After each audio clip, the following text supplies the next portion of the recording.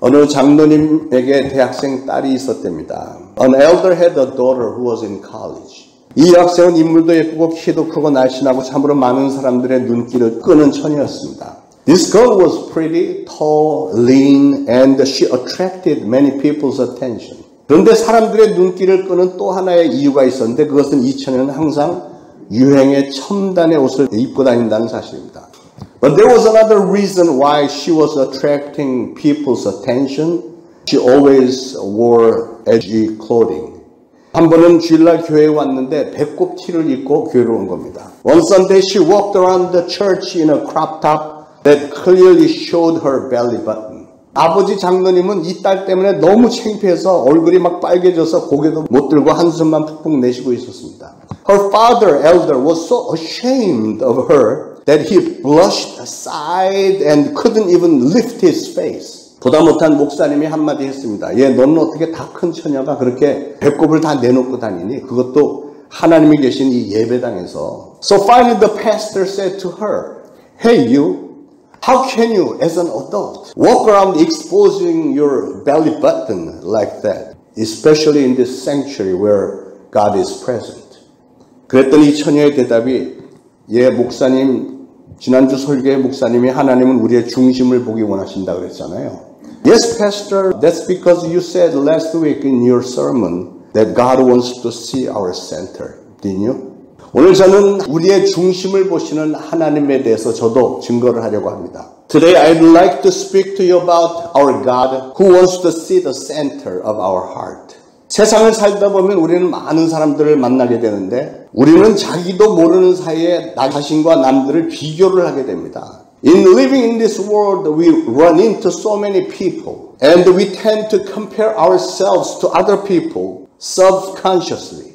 나는 왜 이렇게 가진 것이 없을까? 다른 사람들은 저렇게 좋은 집에서 살고 사고 싶은 것들 마음대로 사는데 왜 나는 맨날 이 모양 이 꼴로 살까? Why am I so broke while so many people live in such luxurious apartments and buy whatever they want? Why am I living so poor like that? 나보다 좀 못 사는 사람들과 비교를 하면 그래도 감사한 마음이 좀 들 텐데 그러지 않고 꼭 잘 사는 사람하고만 비교를 하니까 문제가 되는 것입니다. If you compare yourself with less fortunate people, you could have been thankful, but you always compare yourself with well-off people, and that is where the problem comes from. 여러분 사람들은 누구나 다 열등의식을 조금씩 갖고 있습니다. Everybody seems to have some kind of inferiority complex, right? 어떤 사람은 키 작은 것에 대해서 열등의식을 가지고 있고 어떤 사람은 외모에 대한 열등의식이 있습니다. Some people have an inferiority complex about their height and some about their appearance. 남들처럼 재능이 많지 않은 것, 머리가 좋지 않은 것, 가정적인 배경, 학벌이 없는 것. Some about not having talents, intelligence, good family background, or academic achievements. 어떤 사람은 가마가 머리 뒤에 있지 않고 하필이면 머리 앞에 딱 이렇게 있어서 고민하는 걸 봤습니다. I even met a person who was agonizing about his cowlick because it was not in the back of his head like other people, but it was in the front. 우리에게 도전해오는 이런 고민, 좌절, 실망의 조건들은 너무나도 다양한 것 같습니다. The conditions for our agony, frustration, and disappointment are so diverse. 그런데 성경에 보면 하나님은 이런 좌절감이나 열등의식을 가져올 만한 사건들을 감사의 조건으로 확 뒤집어 놓은 그런 사건들을 우리가 많이 발견하게 됩니다. But in the Bible, I see so many cases where God had turned those conditions of frustration or inferiority complex into thanksgiving. 하나님이 이 세상을 움직이는 방법을 보면 하나님은 항상 어떤 사람들을 통해서 역사하시는데 The way God moves this world is always through certain people. 참으로 이상한 것은 하나님은 뭐를 많이 갖춘 사람보다도 오히려 부족해 보이는 사람들을 들어서 쓰시는 적이 많다는 사실입니다. But what is peculiar is the fact that God uses ill-equipped people more than the well-equipped. 우리가 보기에 자격을 많이 갖춘 사람, 특별히 완벽에 가깝다고 느끼는 사람은 하나님 보시기에는 스스로 부족하다고 느끼는 사람보다 오히려 더 큰 약점이 있다는 사실을 우리는 알아야 됩니다. In the eyes of God, People who appear to be well equipped, especially those who feel that they are almost perfect, on the contrary, have great flaws than the one who feel inferior. 그게 뭘까요? What would those flaws be? 그건 자만심과 교만의식인데 그런 교만하고 자만심에 가득한 사람에게 하나님은 그렇게 별 관심이 없으십니다. There is self-conceit, arrogance, and haughtiness, but God is not very interested in such people. 나는 부족하다 이런 생각을 가지고 사는 사람이 역시 겸손하더라고요. People who have a sense of inferiority are naturally humble. 그런 겸손한 사람에게 하나님은 관심을 가지고 계시며 그런 겸손한 사람을 하나님은 선택해 쓰시고 그런 사람이 결국은 축복을 받더라고요. God is very much interested in humble people. Those are the people who are chosen to do God's work and they are the ones who are eventually blessed. Amen? 우리 인간들은 눈앞에 보이는 현상들로 쉽게 판단을 하려고 듭니다. People tend to make a quick judgment based on what they see. 사람을 선택할 때도 외모를 보고 집안의 배경을 보고 입은 옷을 봅니다. In choosing people, they look at the appearance, family background, and their clothing. 어떤 사람은 나는 사람을 만나면 항상 그 사람의 헤어스타일과 구두를 봅니다. 이런 사람들이 있습니다. Someone once said to me, when I meet a person, the first thing I see is his hairstyle and his shoes. 그런데 사람을 판단할 때 우리가 흔히 하는 큰 실수는 그가 어떤 사람인가를 보기 전에 그가 먼저 뭘 하는 사람인가, 어떻게 차려입었느냐, 어떻게 생겼느냐 이런 외모를 먼저 본다는 사실이죠. One of the big mistakes we make is this. Before we see what kind of person they are, we tend to see what they do, what kind of clothing they wear, what they look like, and etc. We look at the appearance first. 배우자를 고를 때도 마찬가지인 것 같아요. The same thing goes for selecting a spouse. 많은 사람들이 인물을 보고 키를 보고 학벌을 보고 재산을 보고 집안을 따집니다. Many people look at their face, height, degree, weight, and family background, and etc. 그러나 그런 것 보고 결혼했다가 나중에는 그런 것 때문에 오히려 더 눈물을 짜는 사람들 여러분 주변에서도 많이 보지 않습니까? And after they get married based on those things, they end up crying for the rest of their lives because of those things. Don't you see such people around you? 일꾼을 뽑을 때도 그렇습니다. The same thing goes for selecting workers. 성품, 인격, 사람 됨됨이 이런 거는 보지 않고 그 사람의 껍데기, 외모나 학벌이나 재산 이런 것들을 보고 선택한 후에 후회를 하는 경우가 얼마나 많습니까? When you choose certain people for their appearance, degree, and wealth, without considering their temperament, personality, and character, how often do we regret? 그런데 하나님의 생각과 방법과 판단 기준은 우리 인간들의 생각과 판단 기준과 다르다는 사실입니다. However, God's thoughts, methods, and standard for selecting are quite different from ours. 우리는 신앙인으로서 하나님의 생각과 판단 기준을 알아야 합니다. As a believer of God, we must know God's thoughts and His standards. 그래야 우리는 하나님으로부터 관심을 얻게 되고 그분을 기쁘시게 해드릴 수 있는 것이고 하나님으로부터 남다른 축복도 받을 수 있는 것입니다. That is how we can gain God's interest and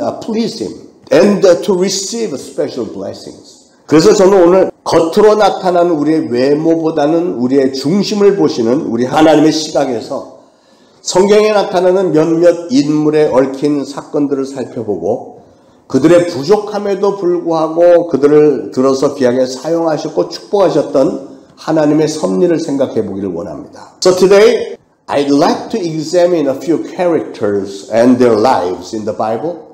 And also how God looked at the center of their heart rather than their appearance. And in spite of their shortcomings, how God chose them and used them for His precious work and eventually blessed them. 하나님께서 이스라엘이라고 하는 민족을 만들기 위해서 그 민족을 시작할 만한 사람이 필요했습니다. God needed a person to start the new nation of Israel. 그래서 뽑은 사람이 바로 아브라함입니다. And that is how God chose Abraham. 그런데 아브라함의 가정 배경은 이 사람은 우상을 만들어서 팔아먹고 살았던 데라라는 사람의 아들이었습니다. But Abraham was the son of Terah, who was an idol maker. 아브라함은 하나님께서 가장 싫어했던 우상 장사를 하던 집안이었습니다. Abraham was from a family of idol makers, which God despised the most. 그런데 그게 다가 아닙니다. But that was not all. 아브라함은 비겁한 사람이었습니다. Abraham was a coward. 애굽에 갔다가 자기의 목숨이 위태로워지니까 자기의 부인 사라를 누이 동생이라고 속이면서 그 나라의 왕에게 수청을 들라고 내주기까지 했던 아주 치사한 사람이었습니다. When his life was threatened in Egypt, he lied that his wife Sarah was his sister and even gave his wife to the king of Egypt to serve him just to save his own life. 그것뿐만이 아니에요. And that is not all. 빨리 아들을 갖고 싶은 마음 때문에 자기의 부인의 하녀 하갈과 동침을 해서 아들을 낳았다가 훗날에 자기 아내 사라가 아들 이삭을 낳으니까 이 아내 사라의 성화에 못 이겨서 하갈과 이스마엘을 광야로 내쫓기까지 했던 아주 무책임한 사람이었습니다. He was so desperate to have a child that he slept with Hagar, who was a servant of Sarah. But when Sarah had Isaac and Sarah was kept irritating Abraham, he finally kicked Hagar and Ishmael out to the desert. He was a very irresponsible person. 이렇게 인간적으로 볼 때 흠이 많은 사람이었지만 그럼에도 불구하고 하나님 그를 선택하셨고 믿음의 조상으로 세워주셨습니다. Abraham was so incomplete and full of flaws like that. Nevertheless, God chose him and raised him up as the father of faith. 왜 그러셨죠? Why? 하나님이 아브라함을 선택하시고 축복하시는 이유는 단 한 가지입니다. The reason why God chose Abraham and blessed him was just for one reason. 아브라함은 하나님의 말씀이 떨어지면 항상 두말하지 않고 곧바로 순종했다는 사실입니다. And that was because whenever God said something, Abraham never even questioned to God, but immediately obeyed. That is why. 하나님께서 내 친척 아비집을 떠나 내가 너에게 지시할 땅으로 가라고 말씀하셨을 때 아브라함은 곧바로 순종해서 짐을 싸두고 집을 떠났습니다. When God commanded Abraham, leave your country, your people, your father's household and go to the land I will show you. Abraham immediately obeyed, packed and left home. 백세 얻은 아들 이삭을 번제물로 바치라고 했을 때도 아무런 대꾸도 없이 그냥 순종했습니다. When God commanded Abraham to give his son Isaac, whom he gave a birth to when he was 100 years old, as a sacrifice, Abraham immediately obeyed without any question. 아브라함이 그렇게 하나님을 믿고 의지했고 무조건 순종하는 사람이었기 때문에 하나님은 하나님을 향한 그의 중심만을 보시고 그를 복주시고 그를 크게 높여주셨던 것입니다. Since Abraham trusted and relied on God so much that he obeyed in everything, God only saw his heart toward God, blessed him, and raised him up so high. 하나님께서 아브라함을 선택하실 때 그의 외모나 재산이나 지식이나 집안을 보았다는 얘기가 없습니다. There is no record in the Bible that God ever considered Abraham's appearance, wealth, his family background in selecting him. 하나님이 보신 것은 딱 한 가지입니다. There was only one thing that God considered. 하나님에 대한 그의 중심, 전적인 그의 순종심을 하나님은 크게 평가하셨다는 말입니다. God only saw his heart. He gave Abraham very high marks for his absolute obedience. 부족한 점이 분명히 많은 사람이었지만 하나님의 말씀이라면 무조건 순종했던 믿음의 사람이었습니다.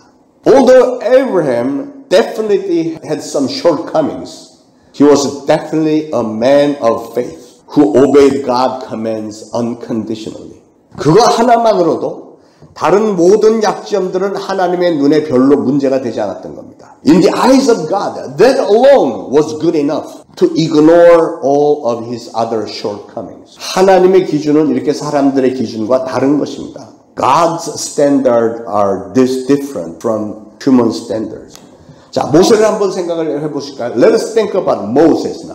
지금도 이스라엘 사람들은 모세를 인류 역사상 최고의 지도자라고 손을 꼽고 칭송을 합니다. Even today, the Israelites consider and praise Moses to to be the greatest leader in the human history. 모세는 400년간이나 노예 생활을 했던 이스라엘 민족 200만 명을 이끌고 애굽에서 해방을 시켰던 사람입니다. Moses had delivered and led over 2 million Israelites out of Egypt after 400 years of slavery. 40년 동안이나 광야에 나가 살면서 그렇게도 말을 안 듣던 목이 굳은 백성들을 잘 통솔했던 사람입니다. He had led stiff-necked, stubborn people of Israel so well during those 40 years in the wilderness, right? 그러면 모세는 태어날 때부터 탁월한 사람이었을까요? Was Moses born a superior person? 그렇지 않습니다. No, he wasn't. 그는 노예 히브리인의 아들로 태어나서 강물에 던져졌던 사람입니다. He was born in a Hebrew slave's family and he was thrown away in the Nile River. 버려졌던 이 히브리 노예 아기가 애굽의 공주에게 발견이 되어서 애굽 궁중에서 왕자 신분으로 자라면서 여러 가지 재능과 힘을 갖추게는 되었습니다. That abandoned child of Hebrew slave was found by a princess of Egypt. And although he grew in the palace as a prince and got equipped with talents and strength, 그러나 40세에 미디안 광야로 나간 후부터는 모세는 아무런 꿈이나 의욕도 없이 그저 좌절에 빠진 나고자로서 80세가 되기까지 40년이라는 긴 세월을 그저 광야에서 양이나 치면서 호송세월을 했던 사람입니다. After he ran away to Midian wilderness at the age of 40, he herded his sheep for 40 years, wasting his life without any dreams or motivation, but as a frustrated loser until he became 80 years old. 만약에 하나님께서 모세를 불러주지 않으셨더라면 그냥 광야에서 양치기 할아버지로 인생을 살다 갈 수밖에 없었습니다. Unless God called him, he would have wasted his life growing older as nothing but a sheep herding old man. He had no other choice. 그는 말 재주도 없었다고 그랬습니다. He wasn't even a fluent speaker. 강대국 애굽으로 가서 왕을 설득시켜서 민족을 해방시키는 것이 그의 임무였던 만큼 그에게 말 재주가 없었다는 것은 치명적인 결점이었습니다. To make things worse, because God's commission to him was to persuade the king of Egypt to deliver his people out of Egypt. The fact that he wasn't fluent in speaking was a very critical flaw.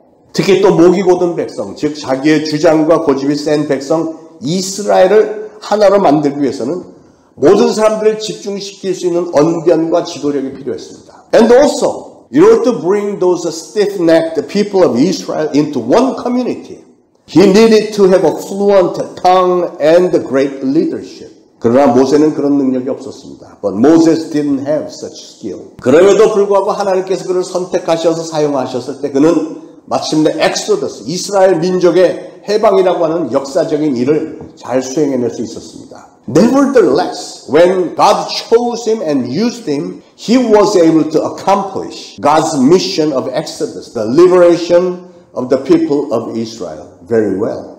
그래서 3,400년이 지난 오늘도 모세는 인류 역사상 가장 위대한 지도자로 손꼽히고 있습니다. That is why Moses is still considered one of the greatest leaders in human history, even today, after 3,400 years. 그런데 하나님은 왜 모세를 선택하셨을까요? But why did God choose Moses? 그것은 그의 중심이 하나님께서 세우신 민족 이스라엘을 위해서 헌신이 준비된 중심이었던 것을 보셨기 때문입니다. That was because his heart was ready to devote himself for the people of Israel which God had founded. 그런 민족의 고난을 함께 아파하면서 그래서 애굽 왕궁의 영화조차 헌신짝처럼 버렸던 사람입니다. He ached for suffering of his people. And thus he was able to throw away the glory of the Egyptian palace. 우리는 이걸 꼭 주목해서 봐야 됩니다.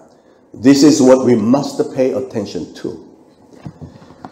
자, 그 다음에 다윗은 이스라엘 왕 41명 가운데 다윗은 가장 뛰어난 왕이었습니다. David was the greatest king of Israel among all 41 kings.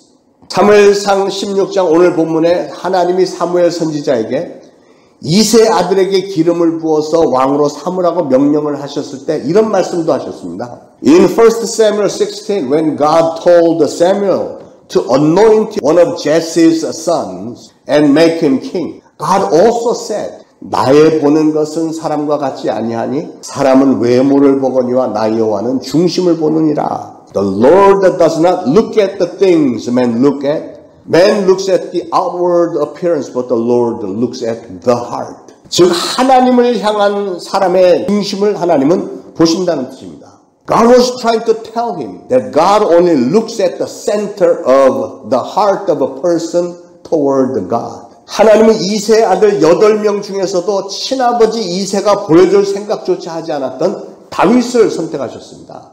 God chose David out of Jesse's 8 sons, whom his own father Jesse didn't even consider to show him to Samuel. 왜냐하면 하나님이 보시기에 다윗의 마음속에는 이 세상 인류 역사 가운데서 그 누구보다도 하나님을 경외하고 하나님을 사랑하는 마음이 있는 것을 보셨기 때문입니다. The reason why God chose David was because David had a heart to fear and love God more than anybody in human history. 하나님께서 일꾼을 선택하실 때 반드시 보시는 중요한 자격 기준이 있는데 그것은 그 사람의 중심을 보신다는 겁니다. When God chooses workers, God has a very important criteria, and that is the heart of the person toward God. 하나님의 일꾼들은 하나같이 하나님께 충성했던 사람들입니다.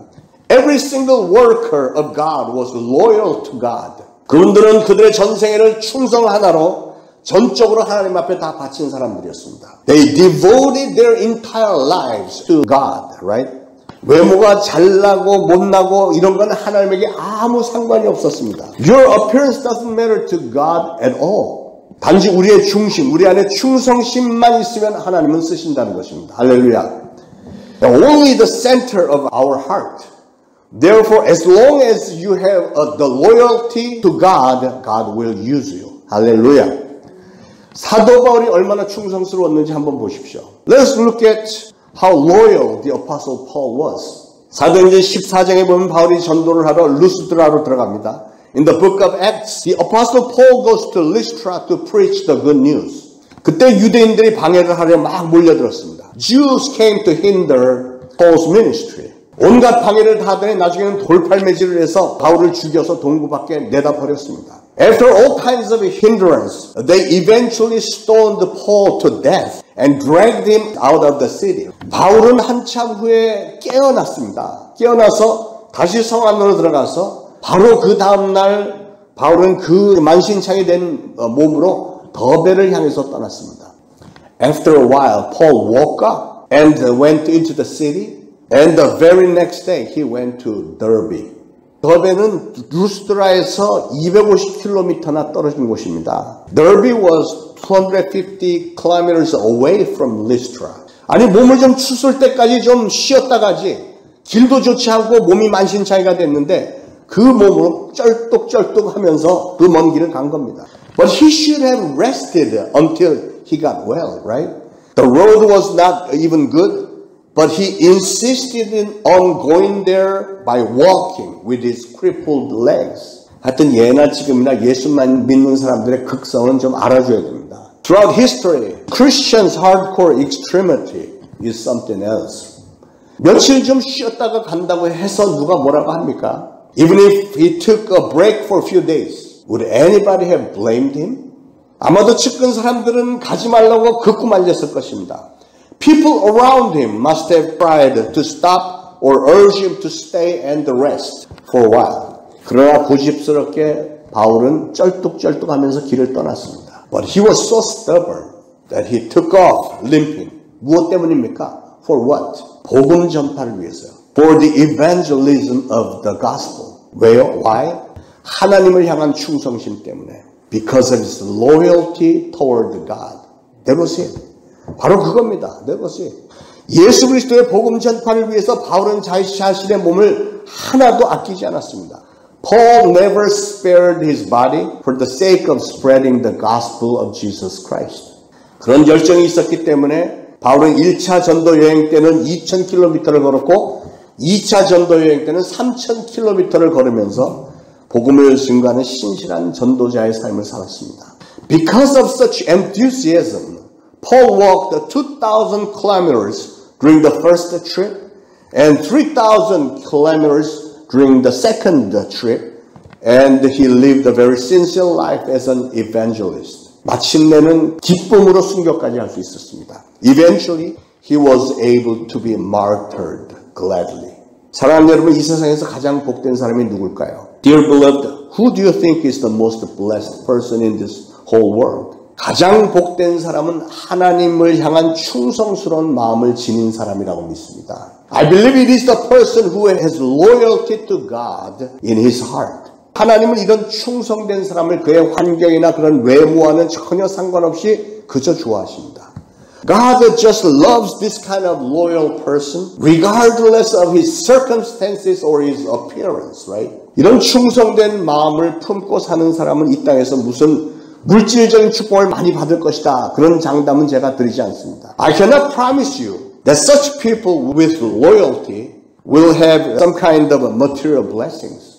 아니, 사실 이 세상에서 그런 사람들은 좀 더 삶이 험하고 어려울 수 있습니다. 그러나 그런 신앙인을 하나님은 귀한 일에 사용하신다는 사실이죠. But rather your life in this world can be rough and difficult. But one thing I know for sure is God will use such people for goodness.